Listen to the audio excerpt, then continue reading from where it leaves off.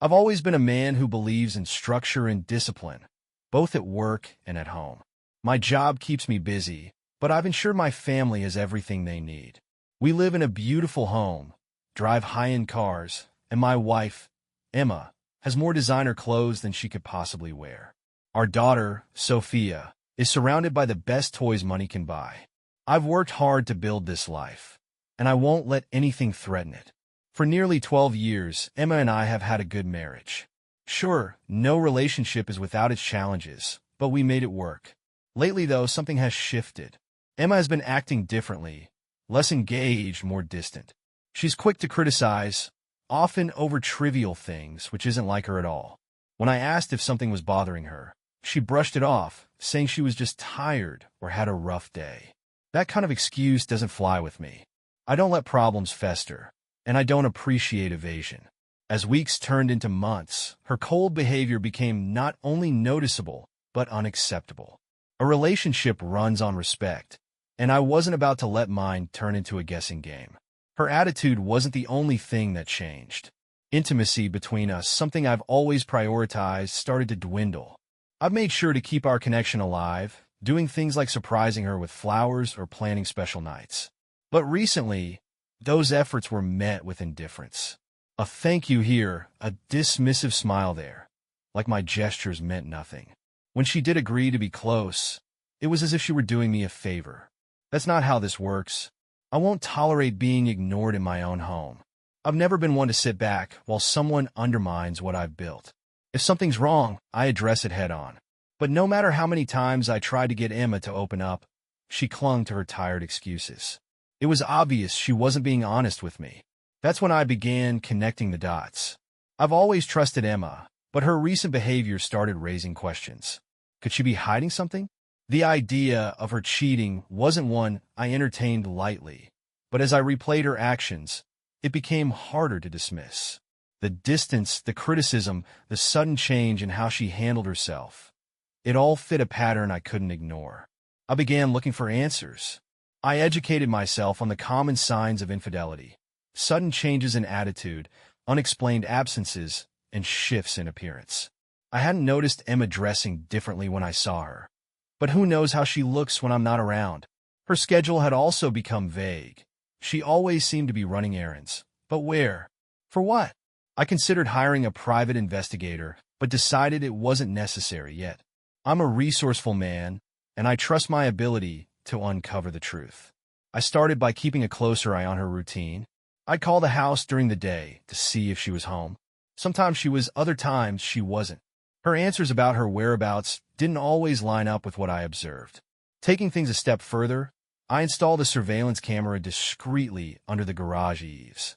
It was connected to a hidden recorder I stashed in the garage. My aim was simple: monitor the driveway for any unfamiliar cars or suspicious activity.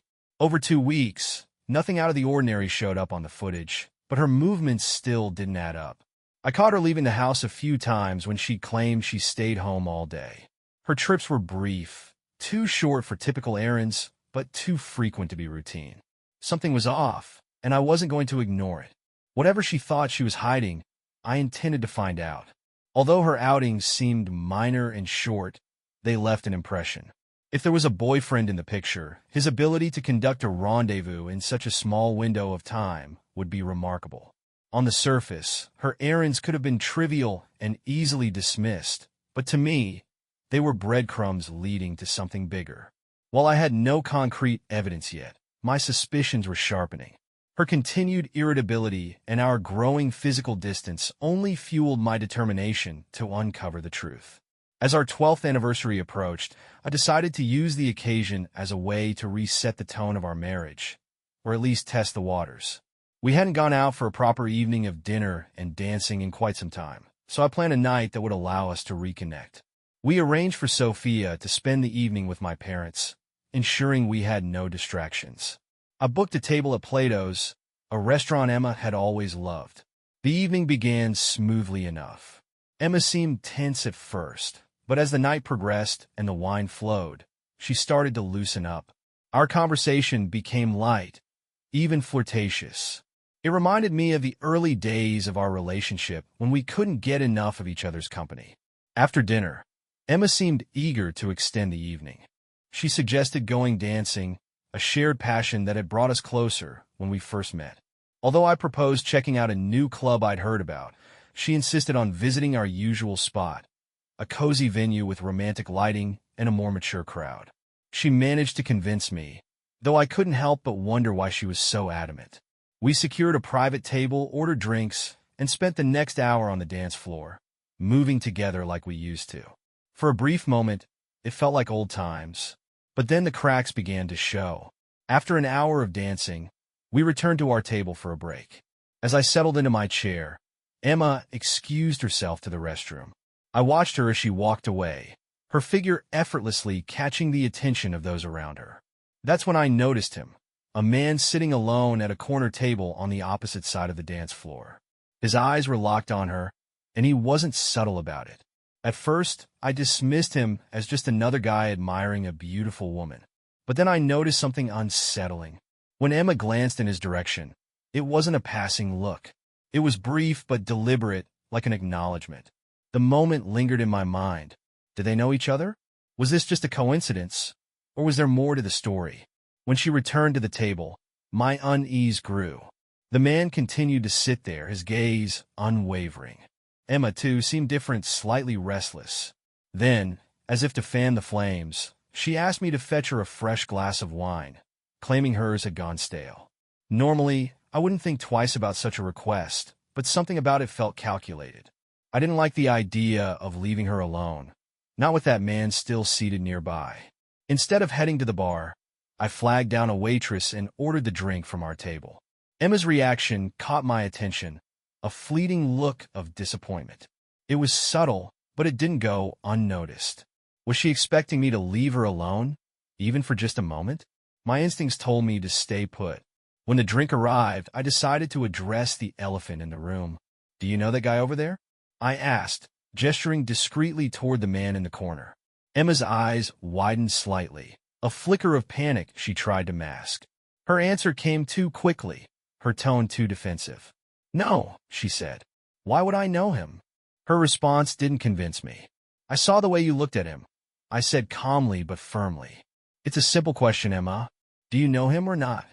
Before she could respond, the man took it upon himself to approach our table. Ignoring me entirely, he directed his attention to Emma. "Would you like to dance?" he asked, his tone overly confident. I didn't give Emma a chance to answer. "She's not available," I said, my voice steady but unmistakably firm. "This is my wife, and you don't get to ask her anything." The man smirked, his eyes flicking between Emma and me. "I wasn't talking to you," he said arrogantly. "I was asking the lady." Emma, instead of standing by my side, accused me of being rude. That betrayal stung more than anything. "You think I'm being rude?" I asked, keeping my voice controlled but sharp. "This man just disrespected your husband, and you're defending him?" Caught off guard by my tone, Emma stammered. She attempted to explain that the man was just being polite. I wasn't buying it. "If this is what you call polite, I'd hate to see what disrespect looks like," I said, not bothering to hide my frustration. The man finally walked away, but the damage was done. I leaned closer to Emma, my voice low and steady. "Who is he, Emma? Don't tell me he's just some random guy, because I don't believe that for a second." Her hesitation told me everything I needed to know.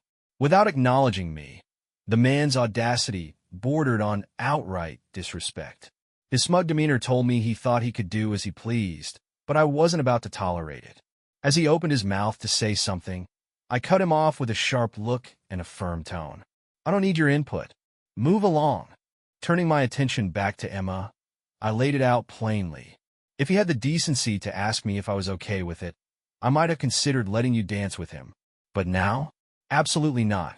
Emma, clearly irritated, fired back with an edge in her voice. "You're being ridiculous. Nothing is going on between us." Her tone turned even sharper as she continued. "Just because we're married doesn't mean you own me. I'm not your property or your slave. If I want to dance with someone, I will." The sheer nerve of her words hit me hard. Emma had never spoken to me with such blatant disrespect. It wasn't just her words, but the tone she used, a tone that made it clear she was challenging my authority as her husband. My anger flared.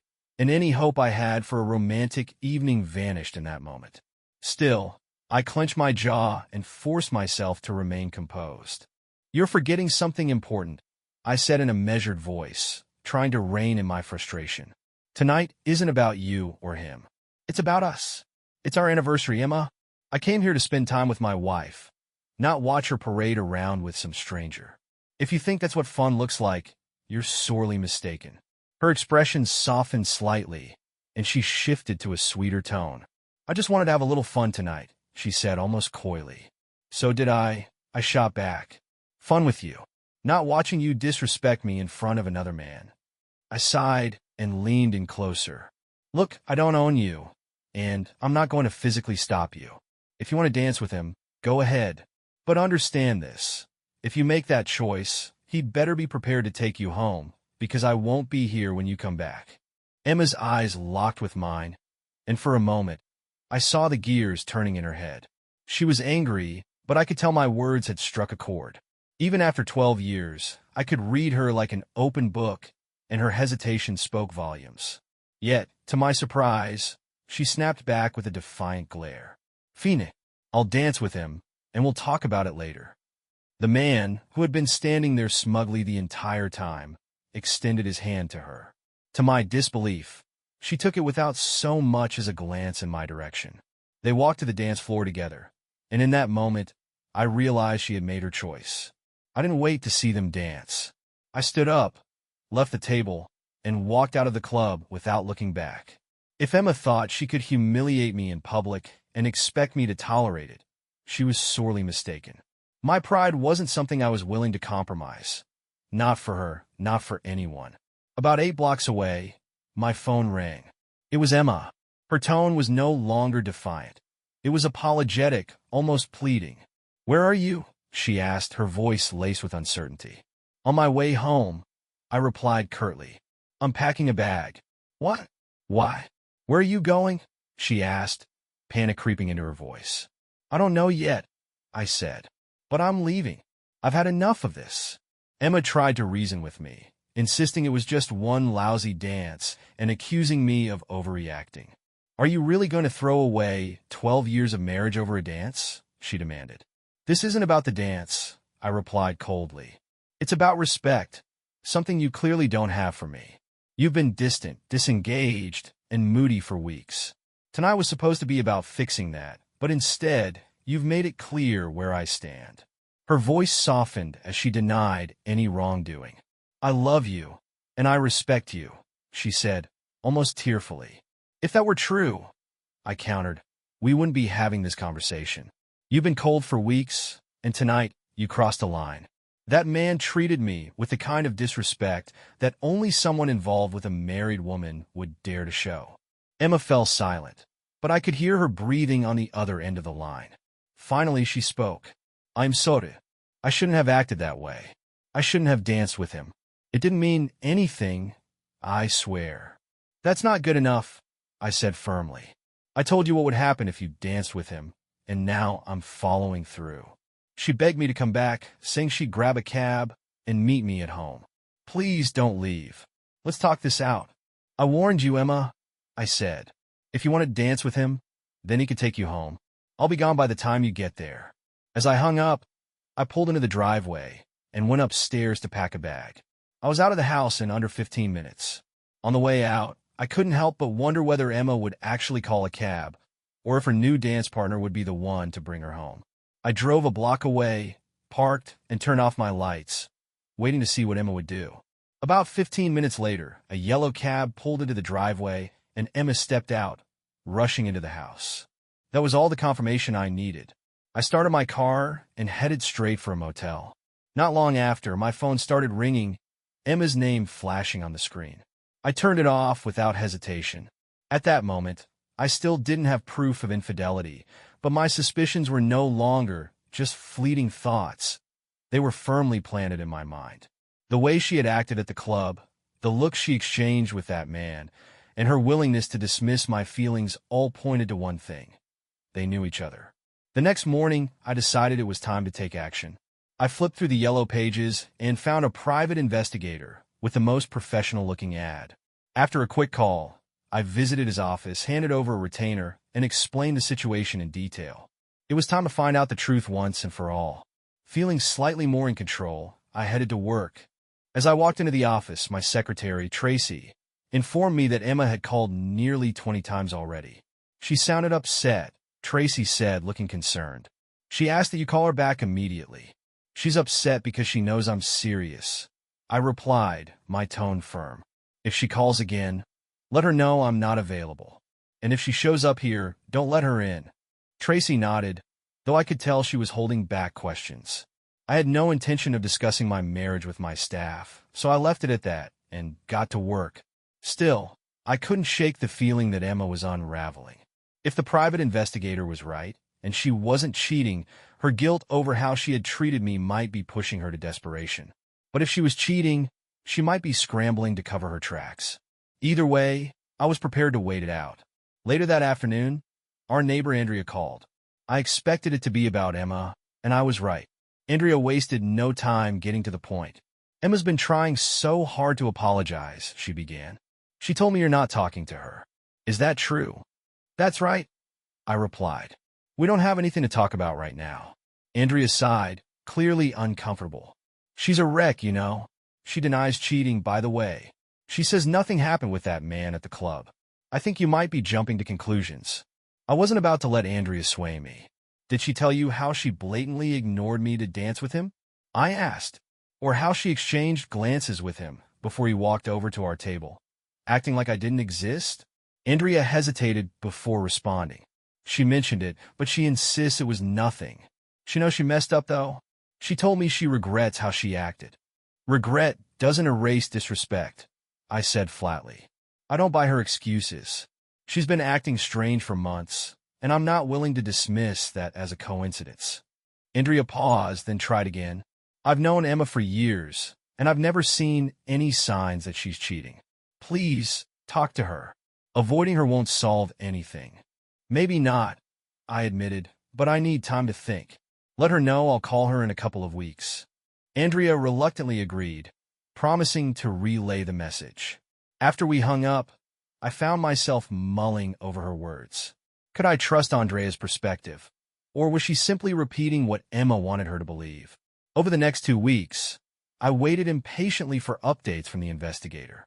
When his call finally came, I drove to his office, nervous but determined. He handed me a manila envelope, instructing me to skip to the bottom of page 5. My hands trembled slightly as I flipped through the pages. When I reached the section he mentioned, my stomach tightened. After weeks of surveillance, call monitoring, and tracking Emma's movements, the investigator's conclusion was clear. No evidence of infidelity. I stared at the words, rereading them to make sure I wasn't imagining things. Are you certain? I asked, looking up at the investigator. Absolutely, he said. We followed her everywhere, checked her phone records, and even monitored her credit card activity. There's nothing to suggest she's having an affair. Relief flooded through me, but it was mixed with confusion. If she wasn't cheating, then what was going on? The investigator offered some final advice before I left. You're one of the lucky ones, he said. Most people who come through my office don't get endings like this. Go home to your wife and fix what's broken. I nodded, thanked him, and headed back to my motel to process everything. Over the weekend, I reflected on every detail of the past few months. By Monday morning, I was ready to take the first step toward addressing the situation. When I called Emma, she answered almost immediately. Her voice was shaky and weak. Hello, she said, barely above a whisper. It's me, I replied. Are you okay? After a pause, she started crying. I'm so sorry, she said, her voice breaking. I've been such a fool. I've taken you for granted, and I regret everything I did that night. I stayed silent, waiting for her to continue.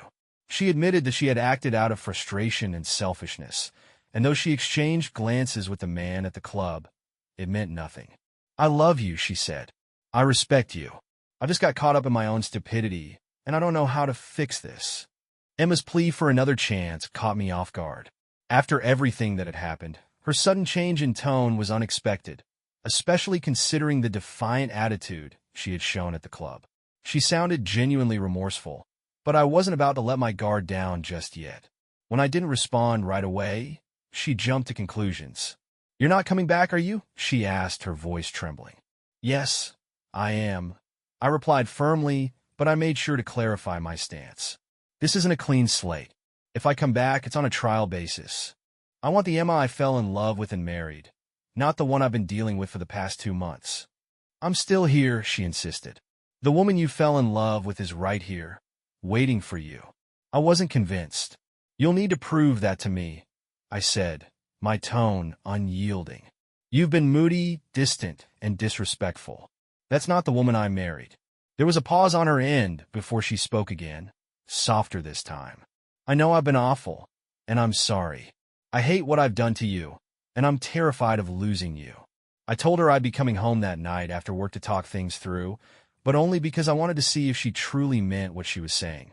She whispered, "I love you," before hanging up, and while I appreciated the sentiment, I wasn't ready to trust her completely. After work, I picked up my belongings from the motel and headed home.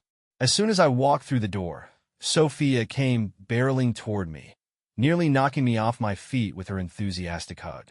"Where were you, Daddy?" she asked, her eyes wide with curiosity. "I had to be out of town for a little while," I told her, keeping my tone light. She didn't need to know about the turmoil between her mother and me. Emma appeared in the doorway, her eyes red and puffy from crying. She stepped closer, wrapped her arms around me, and kissed me repeatedly. I kissed her back, feeling a mix of emotions, love, relief, and lingering doubt. No matter how angry I had been, there was no denying that I loved my wife. That was 2 years ago. Since then, our marriage has transformed into something stronger than it was before. Emma has returned to being the woman I married, attentive, loving, and passionate. She's made a point to show me how much she values our relationship, both in the little things and the big gestures. A few months ago, she threw me a surprise birthday party, something she'd never done before. We'd always gone out of our way to celebrate her birthday, but mine had usually been a casual affair. Her efforts were a clear sign that she was determined to make things right. Last night, we celebrated our 14th wedding anniversary. Emma planned the entire evening, starting with tickets to see Man of La Mancha at a dinner playhouse, one of my favorite plays. Afterward, we drove to the lakefront and walked along the beach under the moonlight, the warm breeze carrying the scent of spring. As we walked, I pulled her close and expressed my gratitude for the wonderful evening. She smiled knowingly and commented on the way I was holding her, teasing me about my obvious arousal. "Maybe we should head home to take care of that," she said with a mischievous grin. Half an hour later, we were in our bedroom, tearing at each other's clothes like newlyweds. In that moment, I couldn't help but feel grateful for the choice I made to return home. Even though I never found definitive proof that Emma wasn't unfaithful, I've chosen to believe in the woman she's shown me she can be. Spring has officially arrived in Chicago, marking the end of another long, brutal winter. As I stepped outside this morning, I inhaled the fresh scent of rain lingering from an overnight shower. The sight of blue wildflowers pushing through the thawed soil reminded me of resilience and new beginnings. How even after the harshest seasons, life finds a way to bloom again. On my way to meet Kathy, an old friend, I reflected on how much has changed. Kathy and I met years ago at a school function for our kids, and we've stayed close ever since. When I arrived at the cafe, she waved at me through the window, her smile as warm and inviting as ever. The smell of freshly brewed coffee filled the air as I joined the line to grab a cup of Colombian roast. Kathy greeted me with a tight hug, and we sat down in a corner booth, quickly diving into conversation about our kids, old memories, and everything in between. For the first time in years, I felt a sense of peace, a sign that perhaps I'd weathered the storm and come out stronger on the other side. Kathy and I sipped our coffee, laughing as we reminisced about how quickly our kids were growing up. It was comforting to catch up with someone who understood the unique challenges of balancing family, work, and everything in between. About an hour into our conversation, Kathy leaned forward across the table, lowering her voice conspiratorially. Sensing her shift in tone, I mimed locking my lips with a key. "What's on your mind?" I asked, curious about what she was about to share. She hesitated briefly before confessing, I've kind of been seeing someone. I paused mid-sip, raising my eyebrows as I set my cup down. Kind of, I repeated. What does that mean? Are you having an affair? Kathy gave me a sheepish half-smile. Not yet, she said, her voice tinged with guilt. But I've been thinking about it. There's this guy. His name's Cody. We haven't done anything, but being around him makes me feel alive again. I leaned back in my chair, studying her expression. Kathy, are you really willing to risk your marriage for a fling? I asked, my tone firm but not judgmental. She waved off my concern with a dismissive smile. I don't want to marry the guy or anything, she said. I need a little excitement, you know? Something different. Bruce doesn't have to find out. It would crush him if he knew, and I'd never forgive myself for hurting him. Her words left me conflicted. I understood the craving for excitement, but I couldn't ignore the potential fallout. And Cody, I pressed. What's the situation? He's married too, Kathy admitted, lowering her eyes. That's why we'd have to be careful. Neither of us wants to destroy what we already have. I nodded slowly, trying to process what she was telling me. For 2 years, I had kept my own secret buried deep, but something about Kathy's confession made me feel compelled to share my story. I hesitated, then decided to take the risk. Do you remember a couple of years ago when Harry and I hit a rough patch? I asked. Kathy nodded. Of course. I remember he left for a while, but you never told me what happened. I took a deep breath. That's because I've never told anyone, I said. But if I share this with you, you have to promise it stays between us. Kathy's eyes widened, and she nodded earnestly. You have my word. After the waitress refilled our cups, I began to explain. After 12 years of marriage, I started to feel stuck. Everything was so routine, work, home, repeat. I loved Harry, but it felt like something was missing. I started questioning everything, our relationship, my happiness, even my purpose. It wasn't that I didn't love him, but I couldn't shake the feeling that love wasn't enough anymore. Kathy nodded in understanding. I know exactly what you mean, she said softly. It's like no matter what they do, it's not enough to pull you out of that funk. I continued, encouraged by her empathy. That's when I met Terry, I said, my voice dropping slightly. It wasn't a physical affair, but it was emotional. And even though I stopped it before it went too far, I'm still ashamed of how far it went. Kathy leaned closer, clearly intrigued. Tell me everything, she said. I sighed. Terry was gorgeous, rugged good looks, sandy blonde hair, piercing blue eyes. He looked like Robert Redford in his prime. He was tall, over 6 feet, and even in clothes, you could tell he had a great build. Kathy let out a low whistle. Sounds like a walking temptation. Exactly, I said with a rueful smile. The first time I saw him, I couldn't stop staring. And when he caught me looking, he smiled. That's how it started, just innocent flirting. Or at least, that's what I told myself. I recounted how I bumped into him in the produce aisle at the grocery store. He introduced himself, extending his hand despite noticing my wedding ring. I felt a physical reaction, I admitted, shaking my head at the memory. It embarrassed me, and I hoped he didn't notice. And did he? Kathy asked. I don't know, I said honestly. But I couldn't shake the excitement or the guilt. It felt wrong and exhilarating all at once. I paused, gauging Kathy's reaction. She was riveted but didn't look judgmental, so I continued. Eventually, I came to my senses. I stopped going to that grocery store altogether to avoid running into him. But the experience stayed with me, like a wake-up call. It made me realize that I needed to address what was missing in my life before I risked destroying my marriage. Kathy was quiet for a moment, then said, You were lucky. You stopped it before it went too far. I don't know if I'd have that kind of strength. You don't need strength, I told her. You just need to decide what matters more. This fleeting excitement or the life you've built with Bruce. If Cody's worth risking everything, then go for it. But if he's not, walk away now. Kathy nodded thoughtfully, sipping her coffee. You've given me a lot to think about, she said. Thanks for being honest with me. We spent the rest of our time together discussing lighter topics, but as I left the cafe, I couldn't help but hope that Kathy would make the right choice. If nothing else, I hoped my story would serve as a reminder of how easily a moment of weakness could lead to a lifetime of regret. Kathy leaned back in her chair, the weight of my words clearly settling on her. "You're right," she said quietly. "I don't want to risk what I have with Bruce. I love him, but sometimes it's just hard." "It is hard," I agreed. "But the best things in life usually are. Marriage isn't always easy, but it's worth the effort if the love is real.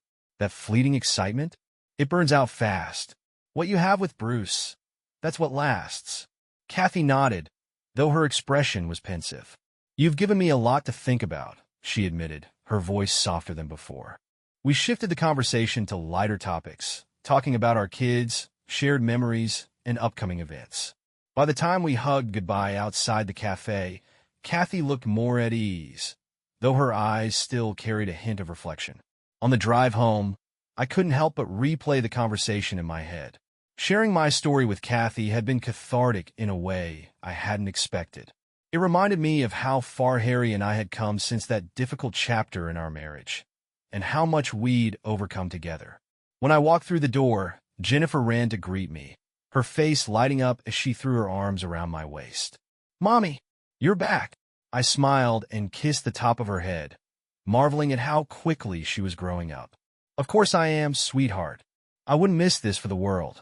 Later that evening, as Harry came home, I greeted him warmly with a kiss and a tight hug. He smiled at me, his expression full of love and gratitude. It struck me again how lucky I was to have him, this man who had stuck by me through everything, even when I hadn't deserved it. After dinner, when Jennifer was tucked into bed, Harry and I sat on the couch together, sharing a glass of wine.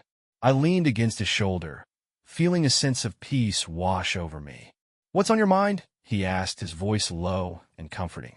I hesitated for a moment, then said, "Just thinking about how lucky I am. I don't say it enough, but I'm grateful for you, for us." He turned to me, his smile soft but knowing.